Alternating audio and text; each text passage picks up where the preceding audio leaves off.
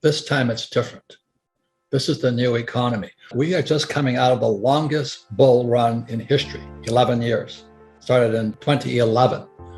And at 2011, I made the biggest fortunes of my life because that was the MBS, mortgage-backed securities, and the CDO crashes, the real estate crashed. And I backed up the truck and I borrowed $300 million to buy the best real estate all across the Southwest. This is the largest, longest bull market in history. And I look at some of these young kids, and I own some Bitcoin, I own some Ethereum, but they're all saying the same thing. This time it's different, and Bitcoin's crashed. And the Federal Reserve Bank, I can't believe that. I mean, people say, don't fight the Fed and all this. Well, my question to everybody is this: can the Fed print oil? Can the Fed print gasoline? Can it print food? But everybody sits there and they've been brainwashed by Wall Street to go, do as the Fed tells you to do. Well, you gotta be kidding me. Those guys are the three stooges, Janet Yellen, Biden, and Powell. You gotta be kidding me. Why would you listen to them? Volcker saying it's gonna crush, so he raised interest rates, right? So Powell is now channeling the spirit of Volcker. And when Volcker crushed inflation, debt to GDP was 30%. And today it's 125% if you believe the numbers. So if he channels Volcker, and the other thing about history will tell you this: there's never been a soft landing. It's more Fed talk. I've made more money in the last 3 years in my whole life. And so that's what I want to talk about with you today, is that there's other ways of looking at investing, but to think that Powell is going to save you, when, as you may know, the reverse repo market is running at $2 trillion a day today. Right. $2 trillion a day. And people are listening to Powell? You got to be kidding me. I own no stocks, bonds, mutual funds, ETFs. I do not touch paper. I'm not saying that you shouldn't, but I'm saying people have been brainwashed by the Fed, the Treasury, and whatever those guys are. Go to school, get a job, pay your taxes, get a high-paying job, and invest for the long term in a well-diversified portfolio of stocks, bonds, mutual funds, ETFs. It was in 1974 when I came back from Vietnam, a two-tour Marine helicopter pilot. I saw communism at work. It was not pretty. And I come back in 1974, they passed ERISA. ERISA stands for 401k right now, or IRA. And I went, oh my God, they're funneling my generation, the boomers, into the stock market. And they don't know anything about money. And in 1974, the biggest exodus, Adam, was school teachers suddenly becoming financial planners. I watched that with horror. Interesting. I watched it in horror. That's the poor leading the blind. And today we have baby boomers who are hoping the stock market stays up in their 401k just as Social Security goes bust. You think that's an accident? That's all I'm saying. I'm just a Marine. I'm a dumbass Marine lieutenant. Flew the gunship, went down 3 times. But today I listen to this bullshit and I go, oh my God, how can we be that stupid? Because we went to school, we did as we're told. Don't fight the Fed, do as the Fed tells you. Invest for the long term on a well-diversified portfolio of stocks, bonds, mutual funds, ETFs. And don't worry, Powell is now channeling Volcker. When the debt to GDP is 120%, you gotta be kidding me. So when they were dropping the interest rates, I thought I died and went to heaven, because I'd buy apartment houses. I own 13,000 apartment houses.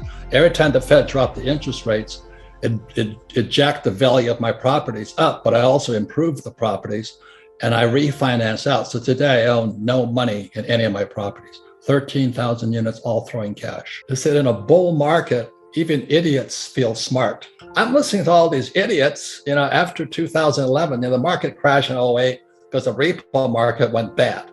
And the repo market is the credit of Lehman Brothers and Bear Stearns was bad. And they hammered Bear. Anyway, it's a long story. My friends are all inside that world. But then when it came back out, they just started pumping money, just like you said about Christine Lagarde, just start lying. And what they did was they kept printing more money to save a bad economy. It was already crashing again in 2011, but they kept printing money. And today we're going to pay that price.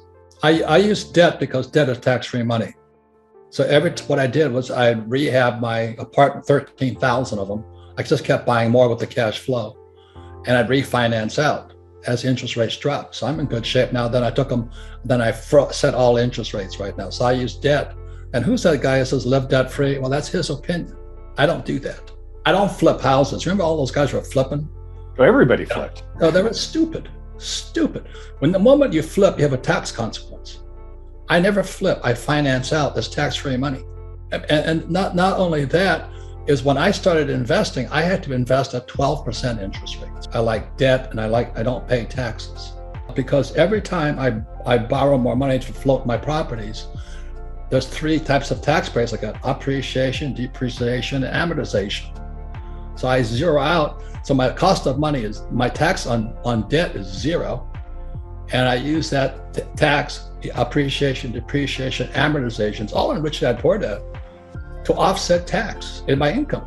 When Biden took the Keystone XL pipeline off, my oil I was selling from the ground, which is a tax break also, went from $30 a barrel to $130 a barrel. Today it's like $120. Yeah. But I went, oh my God, this guy Biden is going to bankrupt us. I'm not saying him, but there's somebody who wants to bankrupt, because oil is the lifeblood of civilization. I worked for Standard Oil of California as a tanker officer when I graduated from school. I understand oil. I was on the Alaska pipeline and all this. I'm like, he's screwing us. So when he raises inflation, the poor and middle class will go broke. And that was just done as soon as he was being done before he took office. And so I'm looking at this guy's going to sell America down the drain. I'm not saying it's him, but somebody wants us to go broke. And I'm watching this going, oh my God. So what else so I have oil wells. I get tax breaks for those, because I don't invest in oil stocks. I work for Standard Oil, but I don't invest in Standard Oil. I invest in the oil in the ground. I'm a wildcatter. Everybody says don't do it. I don't recommend it, but I like doing it. My gold mines don't do it. I like doing it. There's more opportunity today than ever before, but not if you've been brainwashed into going to school, getting a job, paying taxes, live debt-free, and invest in the stock market. This bubble right now, Adam, is a bigger bubble than 2008. This is the everything bubble. It's going to be not only stocks, bonds, but also credit. But it's more opportunity is going to come out of it. And that's what I'm saying. Be careful who you listen to, because your best asset, but also your biggest liability, are the ideas in your head.